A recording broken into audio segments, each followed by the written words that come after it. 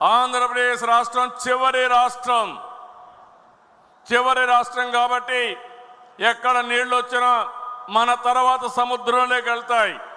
పోలవరం తర్వాత రాజమండ్రి తర్వాత సముద్రం తప్ప వేరే మార్గం లేదు. అలాంటప్పుడు సముద్రంలోకి పోయే నీళ్లు మనం వాడుకుంటే ఈ నీళ్ల వల్ల తెలంగాణకు కూడా లాభం ఉంటుంది తప్ప ఎవరికి నష్టం లేదు. ఇక్కడ బీఆర్ఎస్ అయితే ఏదో నష్టం వచ్చినట్టు మాట్లాడుతున్నారు. నేను ఆ రోజు కూడా ఏదైతే వాళ్ళు ప్రాజెక్టు కట్టినప్పుడు గోదావరి పైన నేను ఎప్పుడు కూడా అబ్జెక్ట్ చేయలేదు. నా ఆలోచన ఒకటి, తెలంగాణ కానీ ఆంధ్రప్రదేశ్ రాష్ట్రం కానీ నాకు ఎప్పుడు చెప్పాను, రెండు కళ్ళను ఆ రోజు చెప్పా, ఈరోజు చెప్తున్నా, హైదరాబాద్ను అభివృద్ధి చేసింది నేనే, గంటాపదంగా చెప్పగలుగుతాను.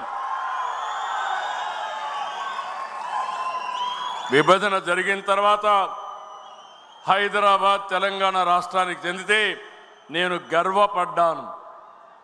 ఈరోజు దేశంలోనే ఎక్కువ తలసరి ఆదాయం వచ్చే రాష్ట్రం తెలంగాణ రాష్ట్రం. దానికి నాంది పలికిన వ్యక్తి పార్టీ తెలుగుదేశం పార్టీ.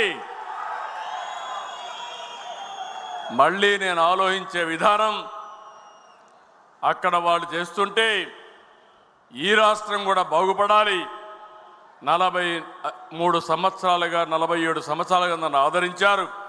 మీ రుణం తీర్చుకోవాలనే ఉద్దేశంతోనే నేను రాత్రింబగుళ్ళు పనిచేస్తున్నాను. అలాంటి సమయంలో తెలంగాణకు నష్టం జరగదు. గోదావరి నీళ్లు వాళ్ళు ఉపయోగించుకుంటారు.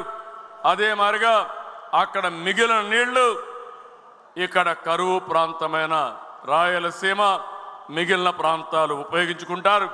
కడాన నా జీవితాశయం ఒకటే, ప్రతి ఎకరాకు నీళ్లు ఇచ్చి ఆంధ్రప్రదేశ్ రైతాంగం రుణం తీర్చుకోవాలని ఏకైక కోరిక తప్ప వేరే ఆలోచన లేదని మీ అందరికీ విజ్ఞప్తి చేస్తున్నా. ఇంకొక పక్కన కరెంటు విషయంలో పవర్ ఒక విషయం ఆలోచిస్తే, ఒకప్పుడు కరెంట్ ఎప్పుడు వస్తుందో ఎప్పుడు పోతుందో తెలియని పరిస్థితి. నేను 95లో ముఖ్యమంత్రి అయ్యాను. అసెంబ్లీలో ప్రతిరోజు కరెంటు గురించి గొడవలే. ఒకసారి ముఖ్యమంత్రిగా నేనే అసెంబ్లీ వాయిదా వేసుకుని నేరుగా పొలాలు ఎండిపోతా ఉంటే పోయి చూసి వచ్చాను. అప్పుడు అనిపించింది, ఇలాంటి దౌర్భాగ్యం మన దేశానికి ఏంటి, ఏం చేస్తే సమస్య పరిష్కారం అవుతుందని దేశంలోనే మొట్టమొదటిసారిగా పవర్ సెక్టర్ ప్రవేశపెట్టిన పార్టీ 98లో తెలుగుదేశం పార్టీ. దాంతో 2004కి పవర్ సర్ప్లస్కి వచ్చాం. కొంతమంది నన్ను అర్థం చేసుకోలేదు. ఆ రోజు కూడా అపోహలు సృష్టించారు. కానీ 2004లో అధికారం పోయింది. కానీ ఈ రాష్ట్రానికి శాశ్వతంగా పవర్ సమస్య పరిష్కారం చేసిన పార్టీ తెలుగుదేశం పార్టీ. 2004లో అధికారం వచ్చిన పార్టీ 10 ఏళ్ళు రాష్ట్రాన్ని పూర్తిగా నిర్వీర్యం చేశారు. 2014కి 22 మిలియన్ యూనిట్లు కొరత, 3 నెలల్లో కొరత అధిగమించి మిగులు కరెంటు ఉత్పత్తి చేశాం. సోలార్ విండ్ పైన ప్రాధాన్యత పెట్టాను. దాంతో ఖర్చు కూడా తగ్గే పరిస్థితి వచ్చింది.